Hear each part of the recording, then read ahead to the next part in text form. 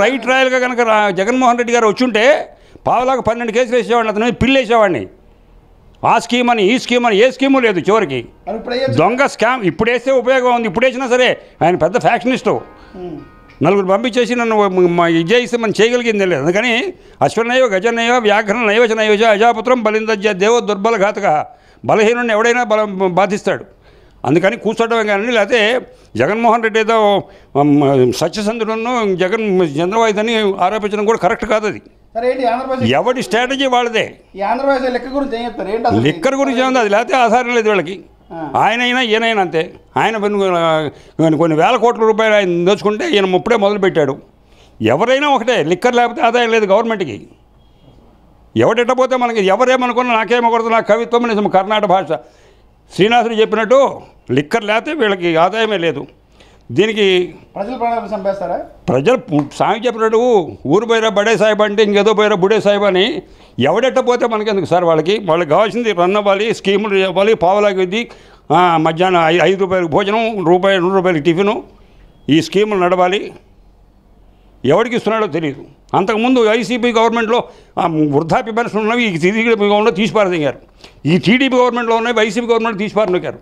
అంటే ఇదేంటంటే ఎవరికి వాడు అవకాశానుసారంగా నడిచిపోతున్నారు తప్ప అసలు by the name of government of Andhra Pradesh అని ఖర్చు పెట్టాలి. టీడీపీ ప్రభుత్వం అన్న గోరు ముద్ద, అన్న గాడి ఉడుదు, అన్న గరుడ గంభం నుంచి అన్న పేరు పెట్టి చేయడంలో బాబు గారు సొమ్ము ఖర్చు పెట్టాడా? కరెక్ట్ కాదండి. గవర్నమెంట్ అసలు సరైన ఒక నామ్స్ అండ్ కండిషన్స్ ఏమీ లేవు. గవర్నమెంట్కి నీతి నియమాలు లేవు. ఎవడెట్టపోతే మనకెందుకు? మనం 10లో ఉన్నామా, చూసుకున్నామా, చేస్తామా, ఇంతే.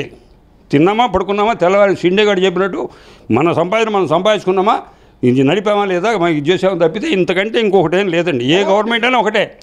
కాకపోతే ఒక వ్యభిచారి పాతివ్రత్యాన్ని గురించి చెబితే ఎంత అందంగా ఉంటుందో, జగన్మోహన్ రెడ్డి చంద్రబాబు నాయుడు మన లిక్కర్ మాఫియా చేశాడని చెప్పడం అంతే అందంగా ఉంటుంది. కనుక ఇది కరెక్ట్ కాదండి. ఎలా ఉంది కూటమి ప్రభుత్వం అధికారికి వచ్చే 15 నెలల కాలం అయింది, అప్పుడు కూడా మార్పు ఏమైనా వచ్చిందా? స్వామి చెప్పండి సార్. కాకపోతే తిరుపతి వెళ్ళాము, 50 రూపాయలు ఇచ్చేస్తే వాడు స్నో రాసి గడ్డంకి ఎక్కుతాడు. 50 రూపాయలు ఇవ్వలేదనుకోండి, తుప్పు పట్టిన బ్లేడు చెక్కేస్తాడు. అట్లాగే ఒకడు తడిపి కొరిగేవాడు, ఒకడు తడపకుండా కొరిగేవాడు. గొరగడం అనేది కామన్. ఇదిగో ఉపాధ్యాయులు ఎంప్లాయీస్ అంటే నాకు మంచి ఇది ఉందన్నాడు. ఆయన టైంలో ఒక డిఏ లేదు, ఒక పిఆర్సీ లేదు, ఇంకేం లేదు, మొత్తం బొచ్చు చూపించి వెళ్ళాడు ఆయన.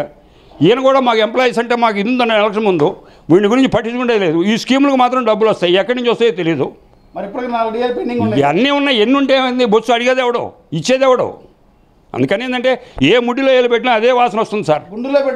ఏ ముడ్డిలో ఏలు పెట్టినా అదే వాసన వస్తుంది. బొచ్చులు కాదు, గుండులో కాదు, గుండులో పెట్టుకొని చూడాలి.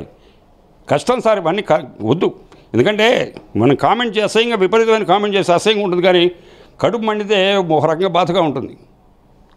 అందుకని ఎక్కువ ఎవడైనా ఒకటే. కాదే తడిపి కొరికిన వాడు కొంచెం మెత్తగా ఉంటుంది కదా, దానికంటే ఇది వాడి టైంలో డిఏ అడిగితే వాడి మీద కేసులు పెట్టాడు. ఆయన టైంలో ఇది అతలేదు, ఏ చూస్తూ ఉంటున్నాడు, చేస్తూ ఉంటున్నాడు. పార్లమెంటరీగా ఉన్నాయి, పెండింగ్ ఉన్నాయి, ఒప్పుకుంటున్నాడు. ఇస్తామా చస్తామా అనేది పక్కన పెడితే అసలు ఆ టైంలో అడగాలంటే యూనియన్ లీడర్స్ కానీ ఇంకోటికి కానీ ఎవరికి కానీ ధైర్యం ఎక్కడుందండి? నిరంకుశ పరిపాలన కరెక్ట్ కాదు అది. ఇప్పుడు వాళ్ళ నాన్నగారు రాజశేఖర రెడ్డి ఉన్నాడు, ఆయన చాలా ఆయన బ్రాండ్తో ఈయన నడిచాడు, లేదా ఈయన వచ్చేవాడు కదా. అసలు వచ్చాడు, ఏదో చేశాడు, ఉన్నదానికి కనీసం కొద్దిగా గొప్ప చేయగలగాలి కదా.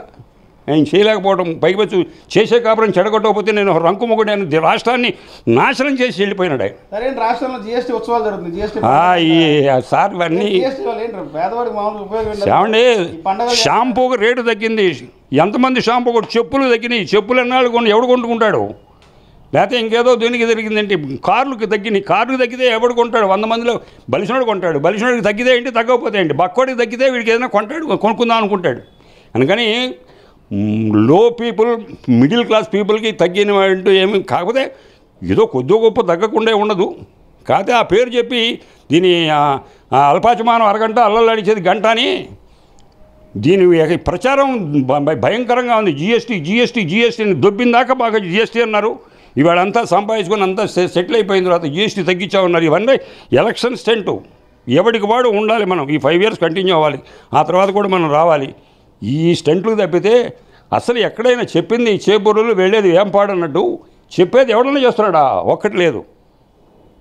పవన్ కళ్యాణ్ గారి పనితీరు ఎలా ఉంది? ఏమండి స్వామి చెప్పినట్టు పవన్ కళ్యాణ్ గారి పనితీరు ఎట్ట ఉందని చెప్తాం. ఆయన కొత్తగా వచ్చి ఇప్పుడు ఒక అడవిలో పడ్డ మనిషికి ఎటు దిక్సూచి తెలియదు. ఆయనకి అనుభవం రాజకీయ పరిజ్ఞానం కొంత ఉంటే ఆయన ఏదో చేస్తాడు. కేంద్ర రాష్ట్ర యావన్నీ ఇప్పుడు ఇవన్నీ ఎవరో ఏదైనా ఒకటే సార్.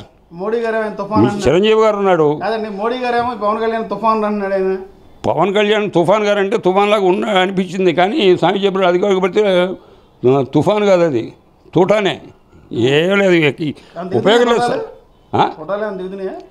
ఏం లేవు సార్ వాని వేస్ట్. కానీ ఇంకా టైం బాగుంటుంది. పవన్ కళ్యాణ్ లైట్లోకి రావాలంటే టైం పడుతుంది. ఇవాళ అయితే ఏమో చూడలేదు. Future is unknown uncertain. రేపంటే ఏం చెప్పగలం? ఇక్కడ ఆయన జగన్మోహన్ రెడ్డి నేనే వస్తాను అనుకోని కోట్లు ఖర్చు పెట్టాడు. వచ్చాడా? పోయినాడు. ఇప్పుడు ఈయన వస్తాడు అనుకున్నాడా? వచ్చాడు. అందుకని ఇది వేవ్. ఎలక్షన్ అనేది వేవు, రావటం అనేది వేవు. అది బాగా మంచిగా ఉపన్యాసం బాగా చెప్పాడంటే రాడు, లేకపోతే ఇంకా అందంగా ఉన్నాడంటే రాడు, సబ్జెక్ట్ బాగుంది అనుకుంటే రాడు. వాడికి సుడి యాంటీ క్లాక్ వైజ్ కాకుండా క్లాక్ వైజ్ తిరిగింది అనుకోండి వస్తాడు. ఏమన్నా అందగాడా? ఇది అందానికి అందమే ఉంది, ఇది లెక్కే ఉంది, కొలబద్దే ఉంది. అందం కోసం దీనికోసం కాదు చెప్పేది.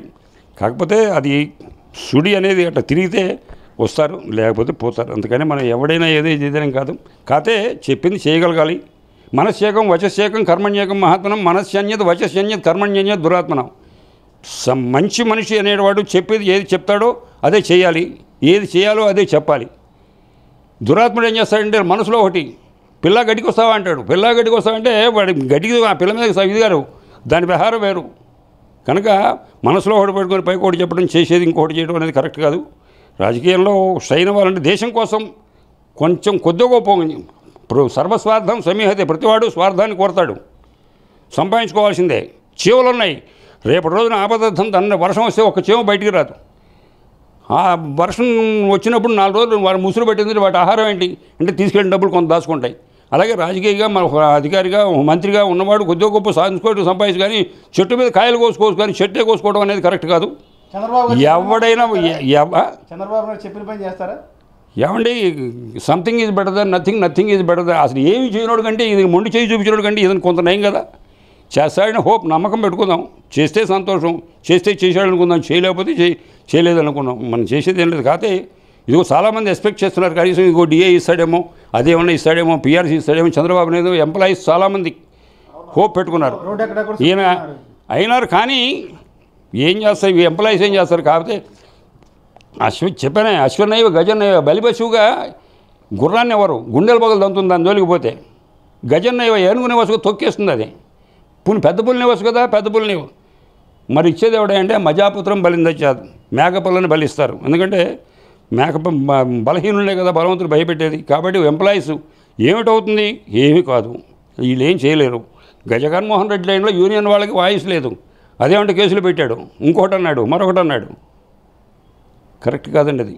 అందుకని అతనికంటే ఇతను కొంత నయం, ఇతనికంటే ఇంకొకటి కొంత నయం. చూద్దాం, వెయిట్ అండ్ సీ. ఇస్తే సంతోషం, ఇస్తారని ఎక్స్పెక్ట్ చేస్తున్నారు.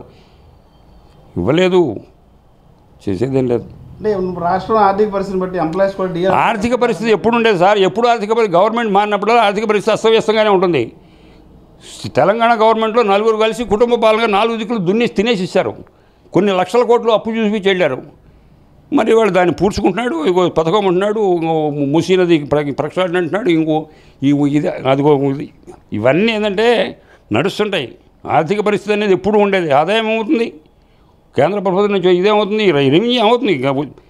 ఇంకా అది చేస్తుందంటే ఆర్థిక పరిస్థితులు ఎప్పుడు ఉండే ఆ పేరు చెప్పి జనానికి ఏం చేయకుండా ఉండటం కరెక్ట్ కాదండి. మిగతా ఈ పథకాలకు అన్నిటికీ ఆర్థిక పరిస్థితి బరిలేని ఎంప్లాయీస్కి వచ్చేటప్పుడు ఆర్థిక పరిస్థితి వచ్చిందా? కరెక్ట్ కాదు అది. ఓకే.